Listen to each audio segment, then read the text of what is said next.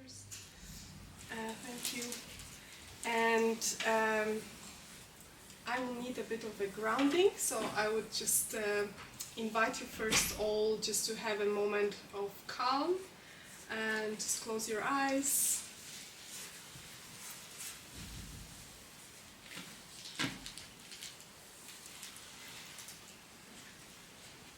And let yourself arrive to the space.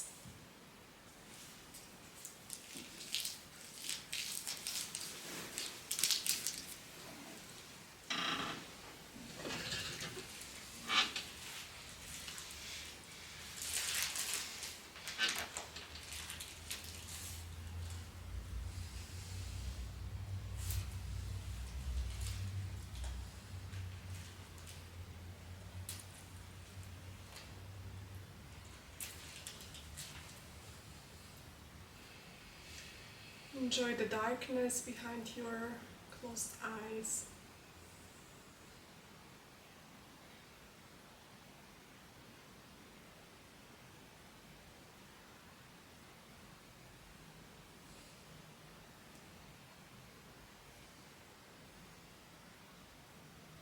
And enjoy for a moment just a simple breath. And the movement that arises from that breath in your body just automatically.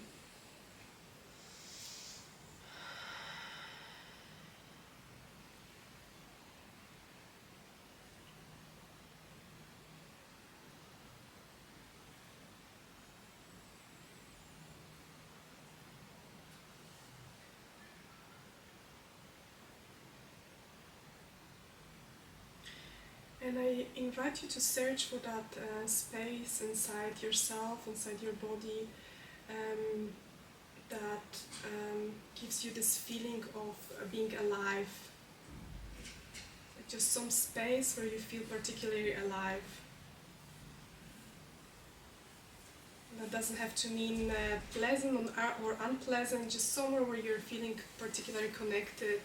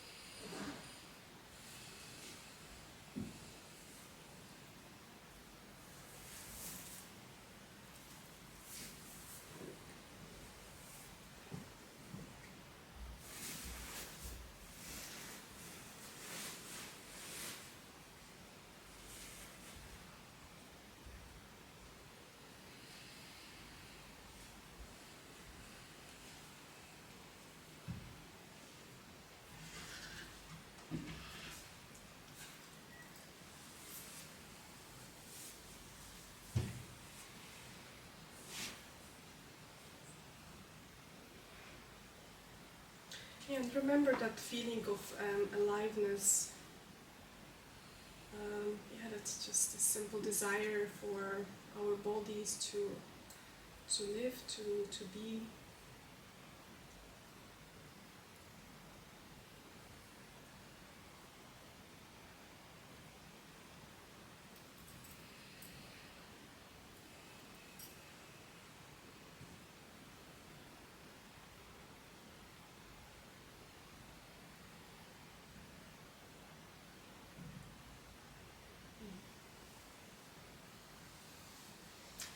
You can do something that feels good for your body, a stretch, or, I don't know, touching a part of your body, or shaking, or making a sound.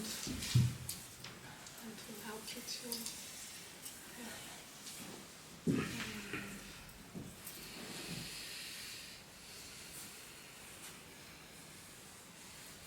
Yeah, I'm so glad that we are today together. Because today is Halloween, so happy Halloween. In my culture, where I come from Poland, we don't really, Halloween is something that we celebrate as taken over from the West. we are more concentrated on death and as people that are that have left us from the family. So especially happy Day of the Dead for all of our ancestors and loved ones that are not in the bodies anymore. But today I'm still not so much interested in the dead, quite the opposite. I'm this series of talks, Embodied Expanding, it's a sort of a combination of many years of looking at things and researching things with my own experience, reading, attending workshops, and one is my desire to kind of transmit that to people, but also it's for me to kind of comprehend that knowledge and have it somehow as a one nice integral story. So I'm very interested in the question what makes us alive in the experience inside the body, and I put these things that make us thrive and feel in the body experience into kind of 3 categories: belonging, which is all about nurturing and attachment; aliveness, which is about creativity in particular and exchange; and authenticity is about our gifts and what purpose, what meaning. Hello. We came here to develop, and we are now at the second talk from 4 talks from the Embodied Expanding, and perhaps more of them, probably there will be more arising. The first one was about body experience and consciousness, which I will in a moment summarize, just a few points for those who are not here. If you are interested in a kind of a bigger story, then there's a recording available on YouTube. And today we have a topic that is very dear to, all of the topics are dear to me. This one is like super dear because it's about touch, and I called it skin as a medium of love because I feel that's this exchange between inside and outside. There is a medium, so there is this interface between the outside and an inside, and it's possible to talk about touch in a very scientific way, and my idea is here that I want to bridge the experience and the science, so I will give you some scientific background on informations, but it wouldn't make sense if we do not research our own bodies and our own experience. So today it will be a lot about diving into our bodies and also diving into contact, and I want you to know that nothing of these experiences or practices that I will propose to you is obligatory. You can always sit back, or at any point that you are doing some practice and you feel like it's not great, maybe something is happening, you can always sit back and just ground yourself. It's very important that you always say, you can always feel that you can say no. It's very, very important, and I will come back to that more in a second part, where we come a little bit more into contact with each other with very gentle exercises, nothing crazy. It's more about the research that is difficult to do if we are not coming into contact with the skin of another person. Okay? So just to summarize the last talk in a very small points, because it's a kind of a story. So one talk or one salon is kind of branching into a next topic that are connected to each other. First of all, I summarized what for me means embodied expanding, and I mentioned that it's about aliveness, about experience inside the body, and in particular how to navigate that experience that we have in our bodies that are part of life's intimate and infinite cycle of creation and defragmentation and evolution. So our body is very much a part of nature and very much a part of billions of evolution here, billions of years of evolution here in life, and it goes through the same cycles always. It's a creation, defragmentation or death, and then rebirth, and these processes are very, as I said, very intimately bound to the experience of inhabiting the body. And embodied expanding, it's also how to grow in a way that we are not leaving the body, we are still in our experience inside ourselves, but we also expand our consciousness, we expand our gifts, still being connected to here and now. I talked about, or I showed you a lot of examples that body has intelligence, that represent the qualities of nature,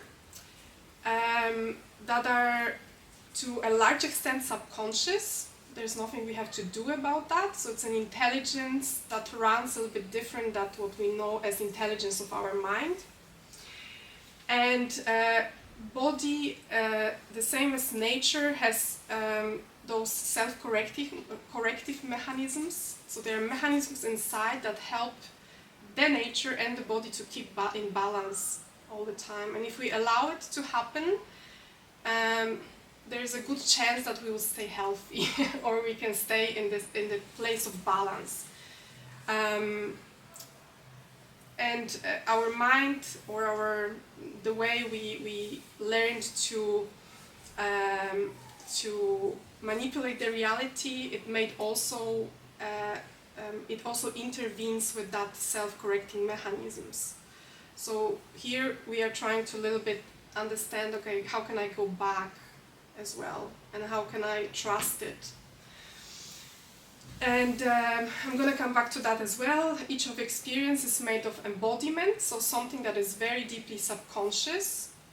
Most of it we don't feel. It's movements inside of our body, biochemistry of our body, etc. The sensations, and today we'll be particularly focusing on sensations because touch is part of sensation. So this is connected a lot to feeling, to sensing, to feeling. Perception is how we see things. So how, again, we go a little bit kind of away and we see, okay, this is like that, this is like that. And conception is about analyzing. So it's the flow of life is always from embodiments, from bottom up, like the evolution. So there's always from the inside of our body, from those very simple and very, at the same time, very sophisticated processes up to a higher cognition or cognition that we know. And and that we can actually also develop a conscious awareness of that body intelligence, which for me is also expansion. How can I notice this movement, this subconscious, these delicate movements inside of my body? Because they carry a lot of wisdom. Okay. And of course I would like to start immediately with the experience. It's going to be experience mostly within each of you. But we will share as well in a moment. I'm going to show you a short collection of images. I will not say yet what type of images, you will just tune into it, so there will be an image after image. And I just invite you to tune yourself and really come in contact with these images, and to notice within yourself as you are watching those images what is happening with you. And what I mean by what is happening with you is physical sensations, whatever you're feeling, tension, jiggling, whatever, temperature, emotions that are appearing, your thoughts, and any type of impulses. I want to lie down, or I want to jump up, or and any memories. Maybe there will be some memories coming up. And I'm just thinking, no. And then I will give you something afterwards.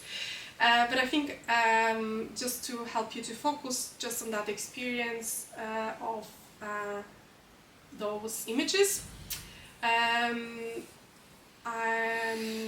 would just invite you to, for a moment, ground yourself. So close your eyes just for a short second, just to move again a little bit more towards the inside of your body and towards the ground. Kind of anchoring yourself back again, maybe into your feet or into your pelvis, noticing what is present in this moment.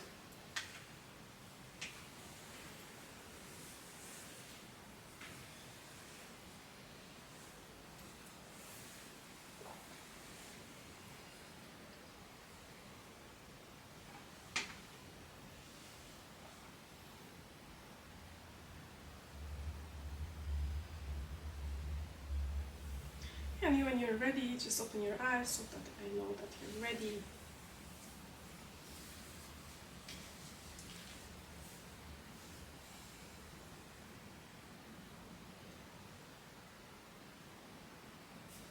Okay.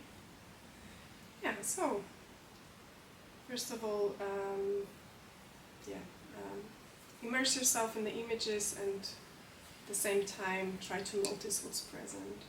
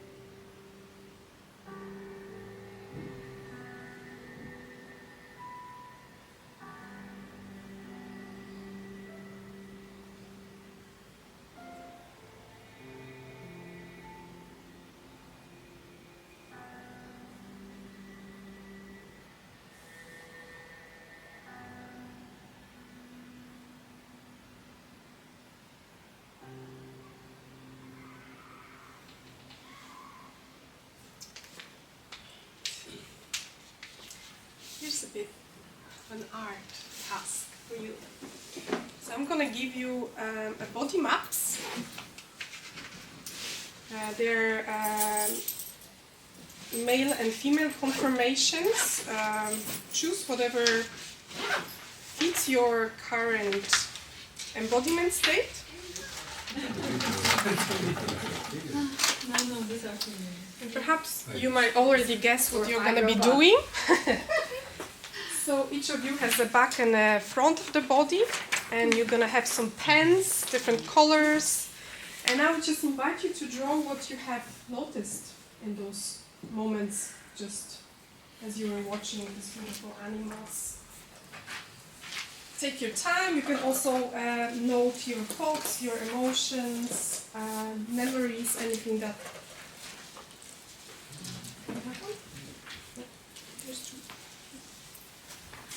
Maybe there's too many women.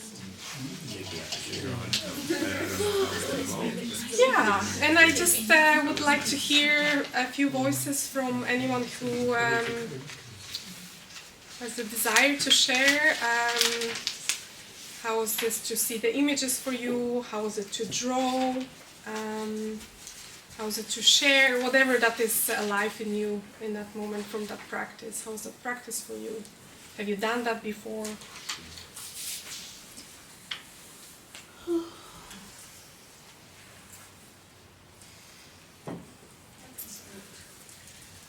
surprised that through the sharing, the experience became more textured. That before I was more in my head, I didn't have the impression that that much had happened. Yeah. And through the sharing and exchanging the experience in both ways, sharing mine and hearing his, suddenly there was more depth to it. It was interesting. Yeah, it grew. Yeah. Mm-hmm. Thank you. That was a really interesting exercise. I know where some of the images come from, of course, and for me the memories, I'm talking about the second half, the people embracing and touching. And interestingly, in the context that those memories were there, my reaction that I drew was quite warm and embracing, but I know that also there are other qualities to touch that can even be sensual and sexual. But those memories were not present in this context. But sharing it as well with Dastenia was a very interesting, eye-opening experience because we have very different reactions here. Right. I won't share anything, I'll let you do that, but it was really eye-opening to see how somebody with the same view of something has a very different reaction. Yeah, absolutely. Challenging my assumptions. Yeah. That's really great. Yeah. I didn't think about it. I knew that you would be here when I was preparing that. You will know in a moment about the images that were with people, where they come from. But anyone else? Yeah, maybe I would also share. I had the feeling of happiness while the animal pictures were appeared, and this happiness was expanded. And then when it was changed to the human pictures, the pictures with humans, I was confused and all the happiness disappeared. And so I had no explanation for this. And then during the sharing, I have noticed that it might be because I have projected some bad things to the humans and not to the animals. So the animals have something innocent. Right. Even the baby, it's very innocent. Right. But the humans, they have some bad expressions. Very, very interesting notice. Yeah, very interesting. Thank you. Anyone else that has a poll? So I was thinking about the fact that we didn't discuss this, but you used music as well as images. Yeah. And if you changed the music, maybe our emotional response would have been different. Yeah. Yeah. Could be. Yeah, it would be nice and also nice experiment to see what would be, for whom, what would be in the front. Would it be an image that is kind of, or is it the music? Or, yeah. And of course, the music was arranged to create a certain certain experience for you, as much as possible. There were a lot of different experiences here that are always super interesting to hear because they're unexpected. You have seen images where I wanted to give you some taste of what love and touch is, how is it expressed or how it's lived in that innocent world, which is the innocence of being in touch. Particularly, you pointed very well, like when we look at children or people interacting with children or animals, there's this feeling for me, there's very quickly this feeling of love and like, oh, and I mean, most of my Instagram are cats usually, or dogs, or some, I mean, there's a reason why we love those images, those videos, right? It just gives us this constant feeling of like, oh, this connection.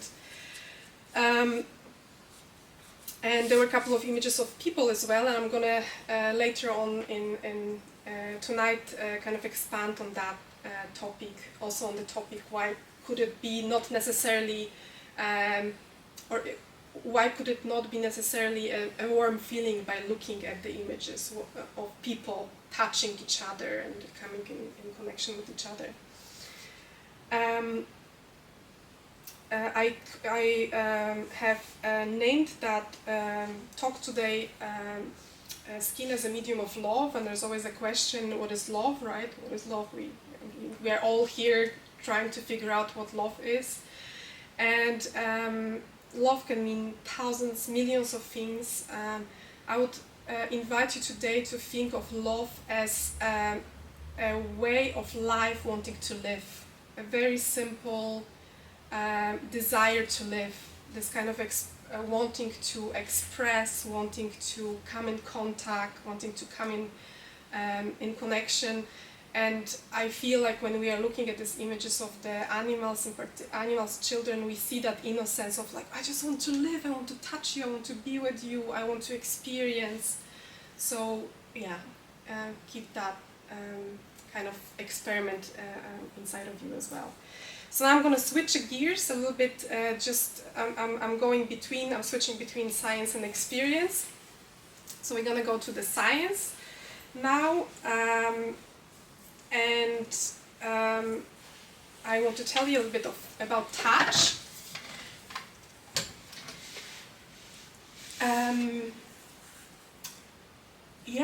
We are always connected. The moment we are conceived in the belly of our mom, we are always connected, and mammals have a particular connection because we are made inside the body of another animal, another mammal, our mommy. So we are never really from the moment we are conceived, we are inside of someone. We are always connected, and touch is a lot about that, because touch is the first sense that appears in our body. It's the first sense that develops inside of us as children, as embryos first. But I first want to quote this woman here, Aline Lapierre, who is a founder of neuroaffective touch. It's a technique or a tool that supports people who deal with different form of trauma, particularly complex trauma, developmental trauma, so trauma that is connected to your childhood experiences. And by this I don't mean just a kind of a really what we would think about as a traumatic experience, as acute as I don't know, being sexually abused or beaten. It's very often simply a misattunement with the caregiver that is chronic and over time creates makes an impact on us. So she says the skin is the line between me and not me, a barrier and a boundary containing all that is ourselves and sealing out all that is not, a window through which primary impressions of the world enter our consciousness and structure our experience. So here she says about this skin as a medium. So it's something that is separating us from the world, right? Without the skin we would just be a bunch of jelly, so it gives us shape, but it also is this place of exchange between the outside and the inside, and also the sort of a beginning from which all our experiences are arising. And here's another man who is a physician, and he's a developer of the gentle birthing technique. So very important things like, for example, giving birth in water. And he's saying massaging is performed. I want this to play again. Massaging is performed by all mammals. They start licking the newborn right after birth. This appeared to be so vital that the newborns which have been deprived of this intense licking often die. So this you can see with all the mammals except humans. We kiss our children, we don't lick them, but it's extremely important for the little baby animals to be licked, because it basically literally helps them to develop their nervous system, organs inside. It helps them to poo and pee. So without it, basically, if the kitten is abandoned or a little puppy, it will not survive. Not only because it's not fed, but if it's not touched, it just cannot survive. And very similarly, it's for people, for humans. If we're not touched, it's not possible for us to survive. I don't know if you know, there was an experiment that someone did in the late 1940s, beginning of 50s, where this doctor, he adopted orphans, and he did this experiment where they covered all the physical essential things on the children, but the nurses were not allowed to interact with the children or to touch them more than just to remove diapers and things like that. And all the children died, basically. It was in just Romania. They just shut down and they will pass Associated and exactly. Yeah. Thank you for bringing that up as well. That one is. As I mentioned before, touch is actually the first out of all our senses that is developed inside or ourselves, still when we are inside the belly of our mom. So the heart starts just kind of a timeline. The heart starts beating at 16 days. So imagine 16 days already there's some tissue that represents the heart. At 5 weeks the skin is formed, so very quickly. It's just a little bit more than a month of pregnancy. At 6 weeks the embryo feels the first touch to the mouth. So that's the first touch inside the mouth. Their mouth is actually here where the umbilical cord is, but it's also the touch to the mouth. At 17 weeks, a sense of touch is already fully developed, which is amazing. At 32, every part of fetus can feel a single hair brushing across the body. So still already in the belly. And in uterus, of course, we are being touched on all our surfaces constantly. So yeah, we are always in touch, basically. And of course, outside, hopefully, in most of the cases, we are being touched when we are born right away, in one way or another.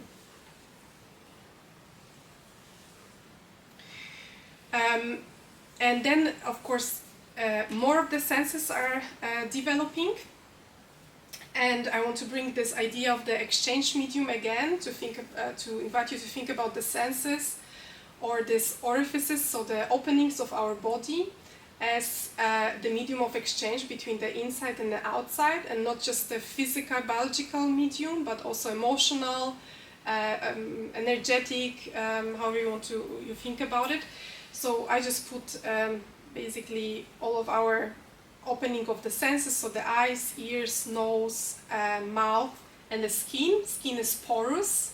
Skin is not a kind of a solid layer, but it's extremely, extremely porous.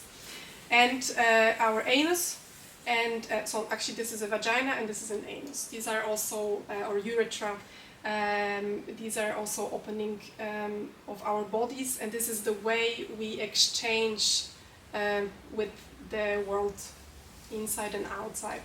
So we are always, there's always a connection, there's always a flow, there's always a movement between inside and outside. And some of you might recognize, yes, and the skin is the largest organ of the body. So skin is an actual organ, right? Like a heart, and it's the largest of our body. So by default, it will be the largest surface of the exchange with the environment. And some of them will perhaps recognize this image here, at least 2 or 3 people.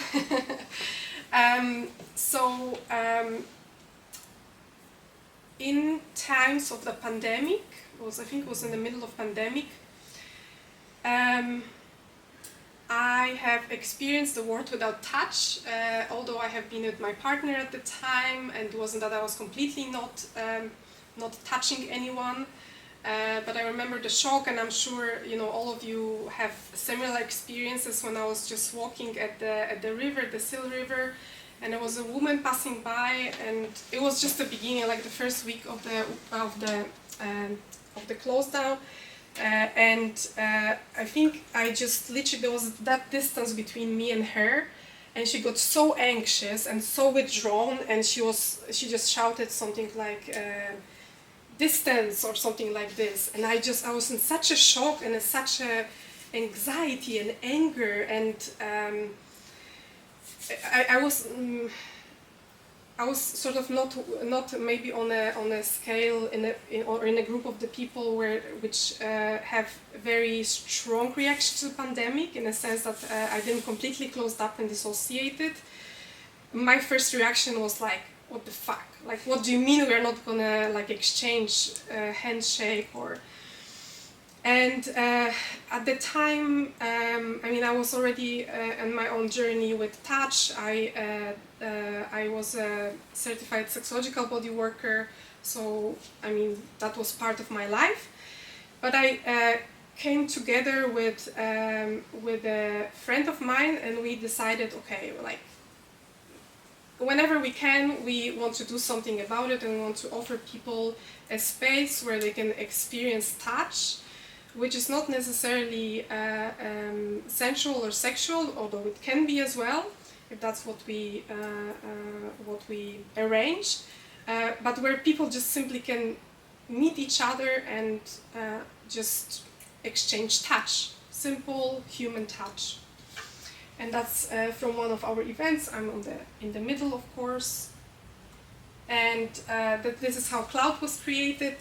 So that's what Mark was referring to, the images that you have seen before. There were images that we have shot on one of the events, the idea was that we meet as a group of people who are interested in being together in embodied way.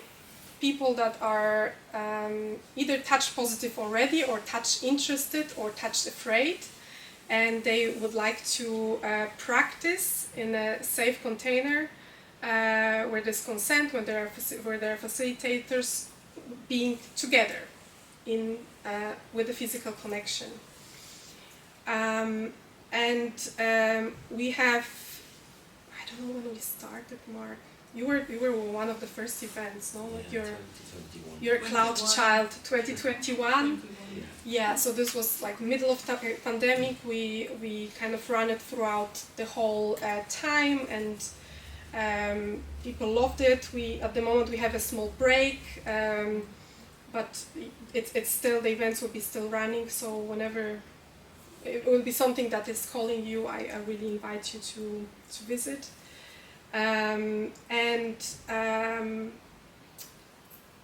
For me as a person, also as a practitioner, but also as a facilitator, I have lived through so many touching moments, seeing particularly people who are afraid of touch, who feel like, oh my God, it's going to be too much, there's a whole group of people, like what are we going to do it? And how nourished they have been living the events, how open, how smiling, how calm, how creative, motivated. There were of course moments where people have had difficult moments, challenging moments too, but this type of interaction, not through cognition, not to go to the bar and talk, but actually being in the silence and just flowing together, it's just something beyond the words. And I love the fact that there's so much more places in Zurich and all around the world that are practicing that in one way or the other. So again, I want to now invite you to an experience that is inspired by those practices from Cloud, with a pinch of, again, a scientific research spirit, a touch lab. So this is the moment where I want to again remind you that everything is open, but nothing is or everything is allowed, nothing is exactly. So you're required, so you can at any time sit down on the sides or ask a person that you are doing. So we'll be doing exercises now in pairs. To kind of stop for a moment, and we're coming here to the topic of consent. This is a very gentle, this is going to be very, very gentle exercises, very, very gentle, but it's still very important to mention. The consent is basically our common agreement on what is allowed to do and what is not allowed to do. So as you will be doing the exercise, I just give you a couple of tips on how to befriend yourself with consent and to come into that agreement with another person. Before you come into contact with each other, I always suggest to close your eyes for a moment, ground yourself, and just touch yourself in any place that feels nourishing for you. Say no, that's one thing, and whenever there's something you don't like, just say no.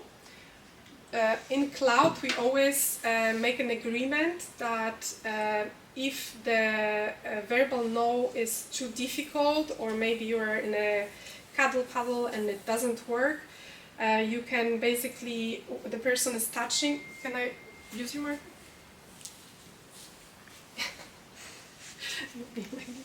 So, can you touch me? If you would be touching me and I don't like it, I would just double tap, and that's something that is used in a lot of places where the tap in touch positive places. But I would like to also, and I'm kind of expanding this for myself, I would like to also encourage you, because it's a research lab, to gently push away a person.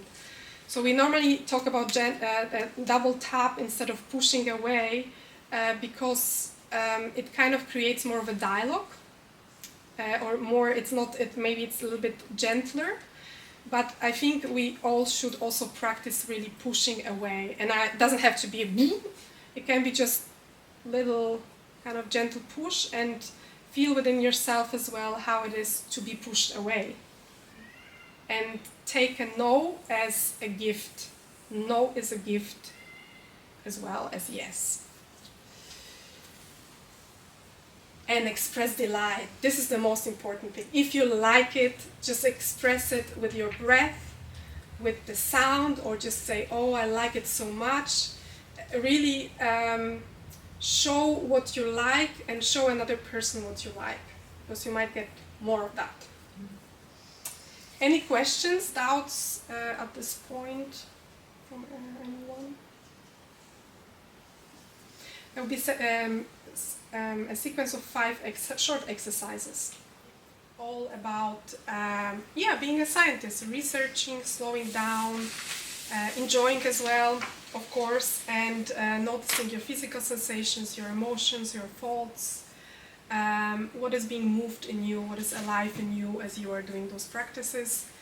And we're going to make pairs again and one trio. I don't know how it's going to work with trio, but we try. No, I'm going to sit it out. You're going to sit out. To observe this. Okay. Yeah. You can also join at any point if you feel like, because we're going to be changing anyway. So just find a person that you would like to do the first exercise with. So you find someone new. Someone new, yeah. No. Sitting or standing? The first exercise is sitting or standing? The first exercise we're going to be sitting, and we're going to need just some space where you both can sit back to back.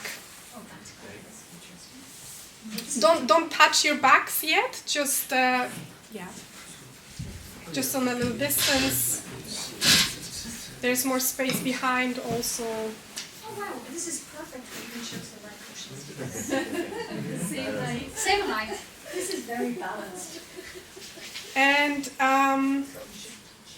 She hasn't said that yet. She said don't touch each other yet. I would really encourage to do it as much on the ground as possible, but you don't have to. I mean, if it really you need to be sitting on the pillow, be on the pillow. It can be also. The ideal is sitting on the floor and being on the ground directly, but you know, it's an option. But is it On the ground directly. Yes, on the ground if you can. I mean, just see what works for both of you.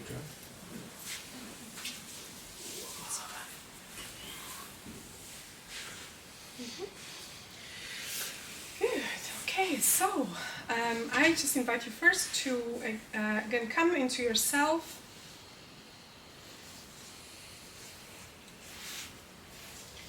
And there's the simple ways of just closing your eyes. Noticing your breath.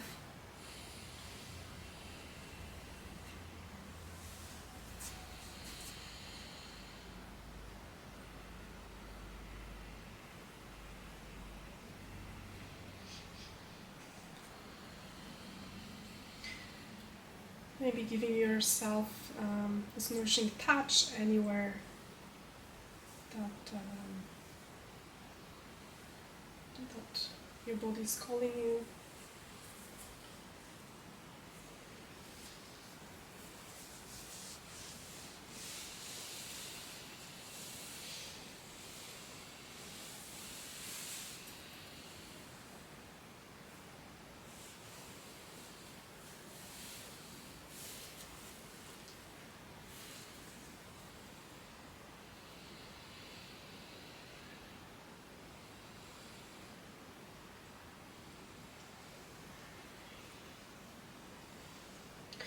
Noticing what is present, physical sensations, emotions, thoughts.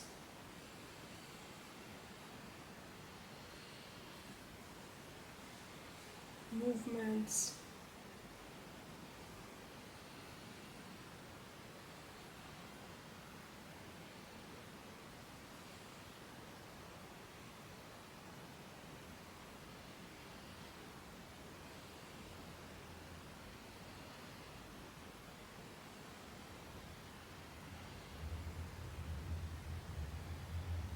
I invite you to notice your back, all of your back.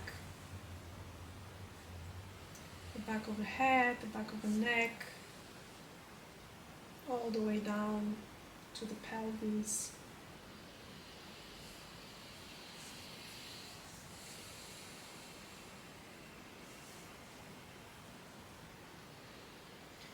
Notice your skin, maybe through how the clothes are touching your skin, or some movement there.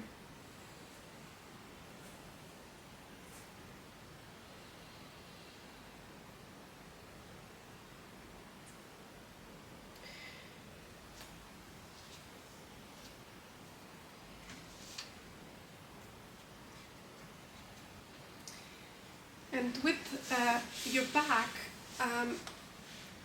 just focus your attention on the space that is between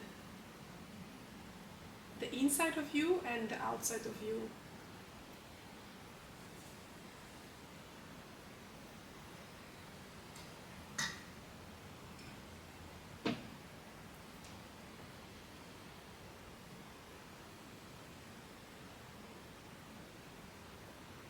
And outside of you there is also another body sitting with their back.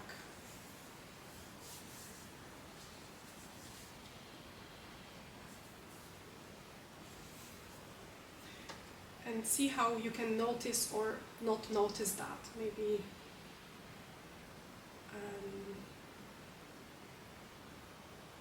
you feel some warmth, maybe of another person, or you hear their breath, or maybe there's some other sensation that you cannot exactly name, but it tells you that this person is behind you.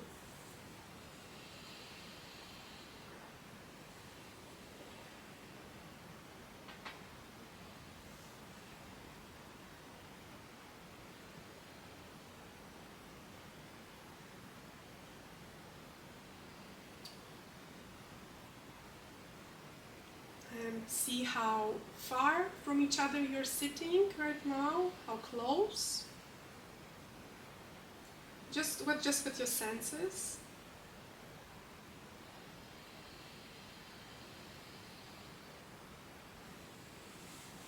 See with your inner eye. That's what I meant. And when you will feel that you're ready, you can slowly start to move towards the other body until you gently touch each other's back, and do it really slowly.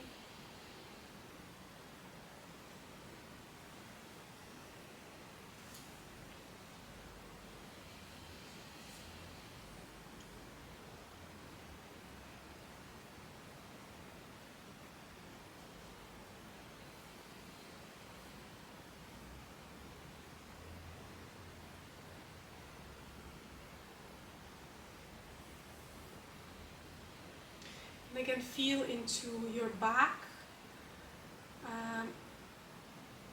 as it touches the other back. What does it do with you?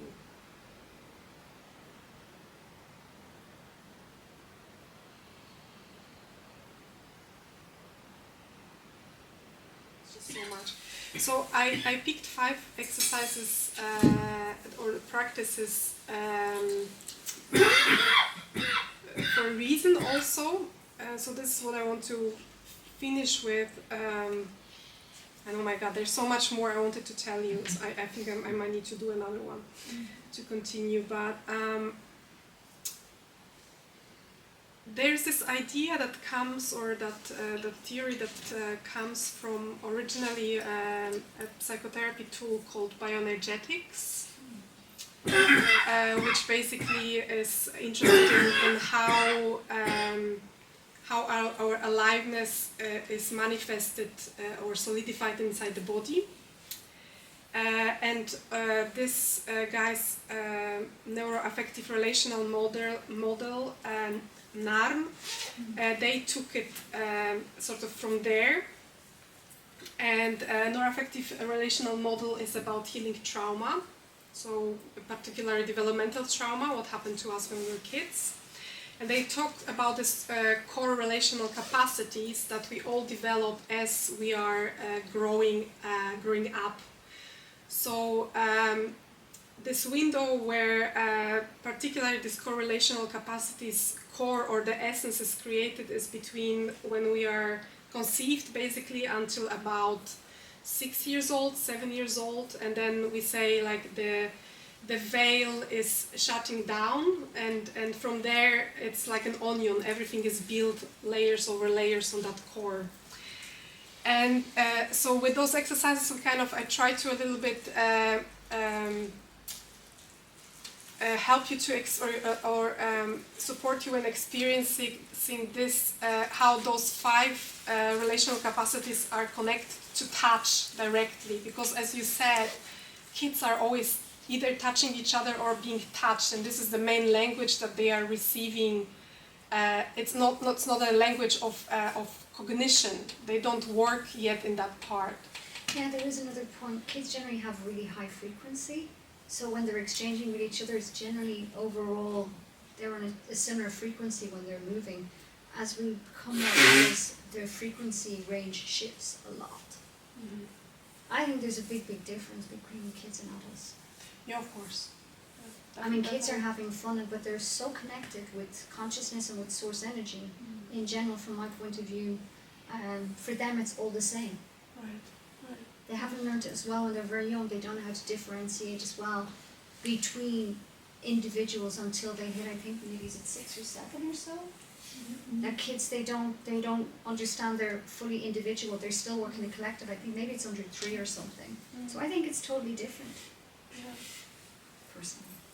I think there is also this sexual aspect, because when we are growing up, we are sexual beings, and kids are not in this state, so they have a different approach to get in touch with other people. I think we adults have more boundaries than kids. Yeah, absolutely. And I'm a mother of a teenager at the moment, and I find it really interesting how my daughter doesn't want touch to me anymore, but she has this new group of friends, and the 5 of them, they're just a cuddle puddle all the time. And it's not sexual yet, but it's sensual and very tactile. Yeah. And it's just like being pushed away, but the tactility is experienced. It's just replaced. And I want to challenge a bit this idea that children are not sexual. They are not sexual in a sense that they don't think of their behavior that is erotic or sensual in nature as sexual behavior, but the sexuality is basically the core of our sexuality develops as we are small children, actually up to 4 years old, between 2 years old, 2 and 4. So the exercise that we did were the sitting back to back, which was a grounding exercise, and many of you said it was very connecting, very grounding. So that's this need for belonging and being inside the body, for grounding, for being supported as well. How can I touch you for your pleasure is asking for what you need, and receiving and being attuned as a giver, being attuned with the need of the person. So belonging and grounding is developing from conception up till 6 months, from 6 months until 2 years old. This is where children are learning to express their needs and also feel that their needs are going to be fulfilled by their caregivers. The trust and interdependence was the tilting exercise, the falling. So this is the need for basically trusting another person that whatever you're saying or whatever you're doing is really what you mean, and therefore we can be interdependent. So we can be connected, we can rely on each other. And this is up to 3 years old, and then autonomy and boundaries. This was the exercise with the hands, so saying no. And love and sexuality, which I have kind of closed into a love, basically as a hug, because I had another exercise connected more to sexuality as a playful thing, but unfortunately for the next time, I'll have to keep it for the next time. So yeah, these are those 5 core capacities that are fulfilled or not. They are fulfilled sometimes to a larger or smaller extent, and from those unfulfilled capacities is where the trauma develops inside our body. Basically, trauma, the way our nervous system is working, is always connected to being in connection or being disconnected from another. It's not in trauma doesn't happen in a void. It happens in connection with another person. And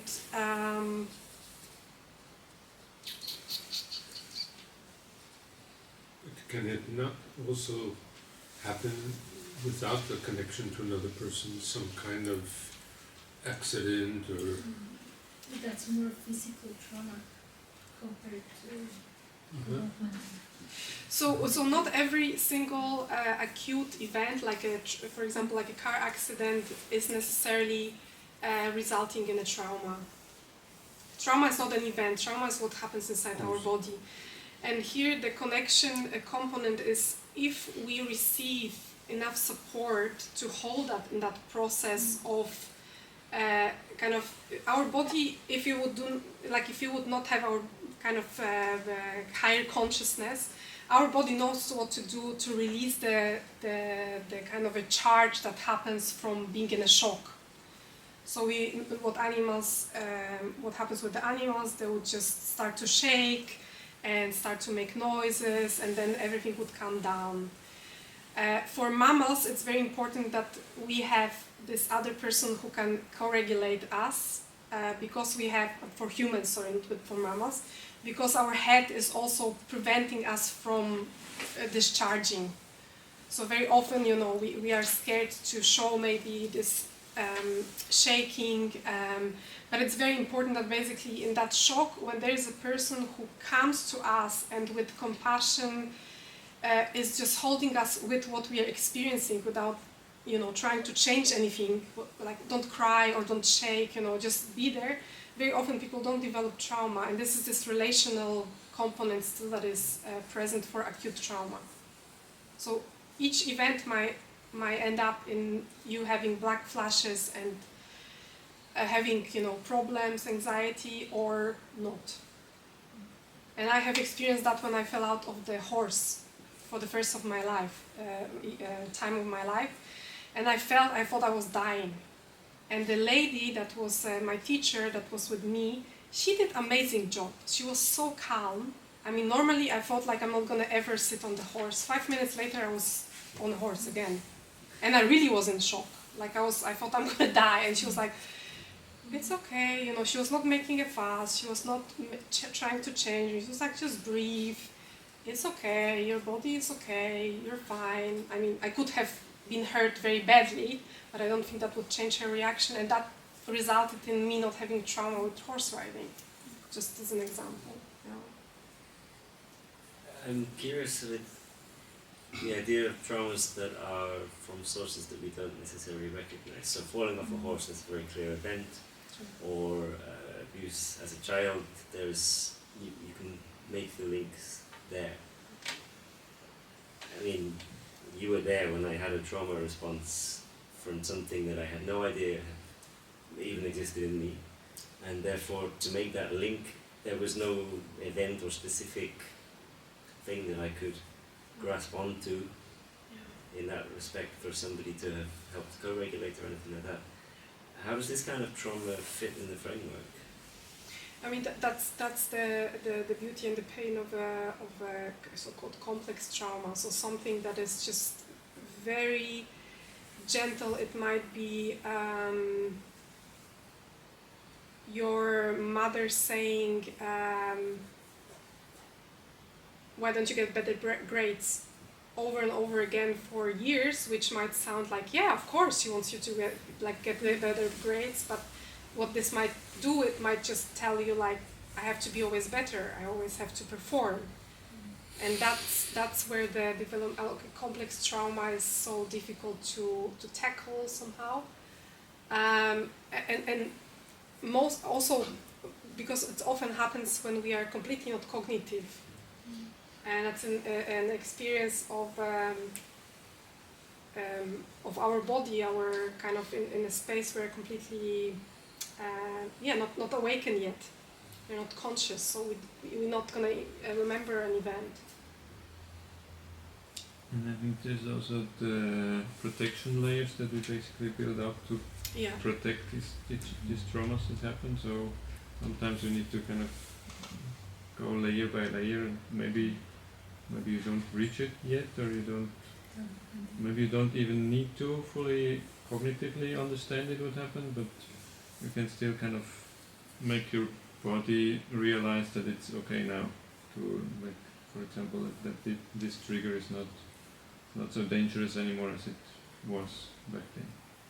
I think this is kind of the underneath my question is about the triggers. So in the exact case that I'm recording for myself, it wasn't a thing that triggered me, it was my response.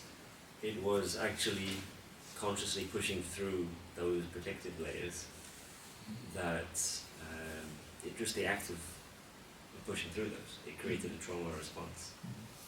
That was, it just plays with my knowledge or concept of what is trauma, because we think in terms of an event and a trigger. But in this case, I don't think it's fair to say that just pushing through a protective layer is the same as a trigger. Maybe you've been told to push through something you've experienced when you were under 7. And the event that you first remembered may not have been the very first event. I've done hypnotherapy and regression, and an awful of the time, some of the ones have gone back to people in the room. And the first experience of an emotion, and it kind of carries through then through their whole life. It's just a repetition of it.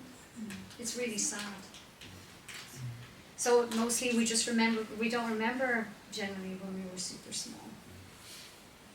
And you know, for me, the question is what is trauma response and what is kind of a trauma release, you know, because there's a difference. Like trauma response is connected to dissociation, so we lose a touch with ourselves and with our body, with our emotions. But trauma response is not necessarily, for example, when you are crying.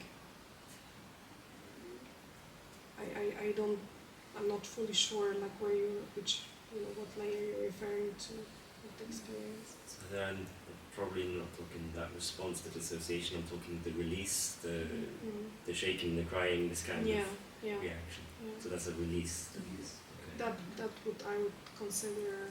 I mean, yeah, it's hard to say, you know, because crying also might be dissociated, love might be dissociated. But for me, in that moment, it was rather a release of something than trauma response is really dissociation. So I'm just, you know, I'm kind of like freezing myself. I'm stopping to move, or I stop to feel, or I drift away, or yeah. We can chat about that. Yeah, it's already 9:15, and I would love to have you for longer, but it's until 9, so I don't want to keep you, you know. As I said, we only went for about 30% of my presentation, so I would like to repeat that and do that last exercise with you as well.